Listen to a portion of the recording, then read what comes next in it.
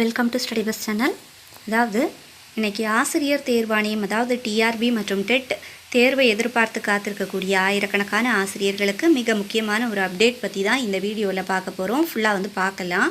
அதாவது டெட் தேர்வின் பாஸ் மதிப்பெண்களை குறைப்பது தொடர்பாக நீதிமன்றத்தில் நேற்று என்ன நடந்தது, அரசு என்ன விளக்கம் அளித்தது, அடுத்ததாக என்ன நடைபெற உள்ளது என்பதை பற்றி நம்ம ஃபுல்லாக இந்த வீடியோவில் நம்ம பார்க்கலாம். அதுக்கு முன்னாடி நம்ம சேனலுக்கு புதுசாக இருந்தீங்கன்னா அப்படியே சப்ஸ்கிரைப் பண்ணி வச்சுக்கோங்க, பெல் ஐக்கான் கிளிக் பண்ணுங்கள், ஆல் அப்படின்றத செலக்ட் பண்ணி வச்சுக்கோங்க. அப்போ தான் நான் அப்லோட் பண்ணுற இந்த மாதிரி டிஆர்பி, பள்ளிக்கல்வித்துறை, ஆசிரியர் நியமனம் மற்றும் அரசு அறிவிப்புகள், அது மட்டும் இல்லாமல் காமெண்டட் எக்ஸாமுக்கான நோட்ஸ் எல்லாமே அப்லோட் ஆகும்.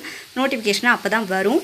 ஓகே, இப்போ பாருங்கள், டெட் தேர்வில் பாஸ் மதிப்பெண்களை குறைக்க வேண்டும் என்ற கோரிக்கை கடந்த சில மாதங்களாக தொடர்ந்து பேசப்பட்டு வந்துட்டே தான் இருக்குது. இந்த கோரிக்கையை முன்வைத்து பல ஆசிரியர்கள் நீதிமன்றத்தை அணுகியிருந்தனர். இந்த வழக்கு தொடர்ந்து சென்னை உயர்நீதிமன்றத்தில் விசாரணைக்கு வந்து கொண்டிருக்கிறது. முந்தைய விசாரணையின் போது இந்த விவகாரம் அரசின் கொள்கை முடிவு சார்ந்த ஒன்று என்பதால் அரசு தனது நிலைப்பாட்டை தெரிவிக்க வேண்டும் என்று நீதிமன்றம் சொல்லியிருந்தது.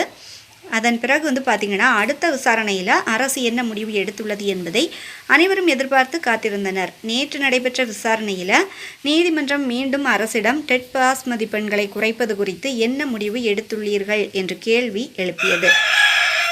இதற்கு தமிழக அரசு சார்பில் ஆஜரான தரப்பு இன்னும் இறுதி முடிவு எடுக்கப்படவில்லை என்றும் அரசுக்கு கூடுதல் கால அவகாசம் தேவைப்படுவதாகவும் நீதிமன்றத்தில் தெரிவிச்சிருக்குது. அரசு தரப்பின் விளக்கத்தில் இந்த விவகாரம் தொடர்பாக பல்வேறு ஆலோசனைகள் நடைபெற்று வருவதாகவும் பல துறைகளுடன் கலந்தாலோசிக்க வேண்டியிருப்பதாகவும் கூறப்பட்டதாக தகவல்கள் வெளியாகியிருக்குது. அதனால் உடனடியாக எந்த கொள்கை முடிவையும் அறிவிக்க முடியாத நிலை இருப்பதாக தெரிவிக்கப்பட்டிருக்குது. இந்த விளக்கத்தை கேட்ட நீதிமன்றம் உடனடியாக எந்த இறுதி உத்தரவும் வழங்கவில்லை. மாறாக அரசுக்கு மேலும் கால அவகாசம் வழங்கி வழக்கை மீண்டும் அடுத்த விசாரணைக்கு ஒத்திவைத்துள்ளது. இதனால் தற்போது பலரும் எதிர்பார்த்திருந்த டெட் பாஸ் மதிப்பெண் குறைப்பு தொடர்பாக எந்த இறுதி முடிவும் வெளியாகவில்லை என்பது நமக்கு தெளிவாகி இருக்குது. இந்த வழக்கு சென்னை உயர்நீதிமன்றத்தில் பட்டியலிடப்பட்ட வழக்குகளில் ஒன்றாக விசாரணைக்கு எடுத்துக்கொள்ளப்பட்டது. விசாரணையை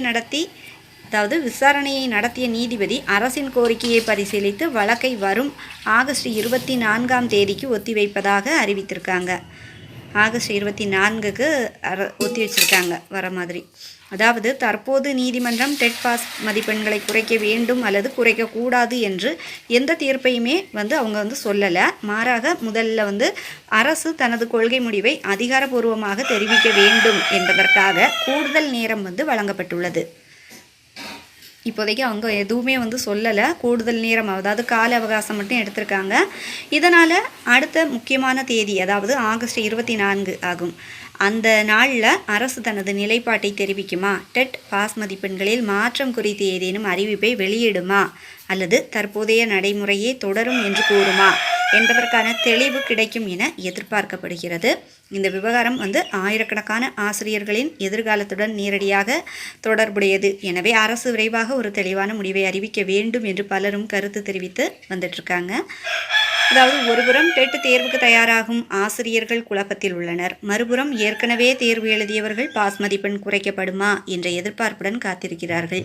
இதனால் இந்த விவகாரத்தில் தாமதம் ஏற்படுவது பலருக்கும் மன அழுத்தத்தை ஏற்படுத்துவதாக இருக்குது.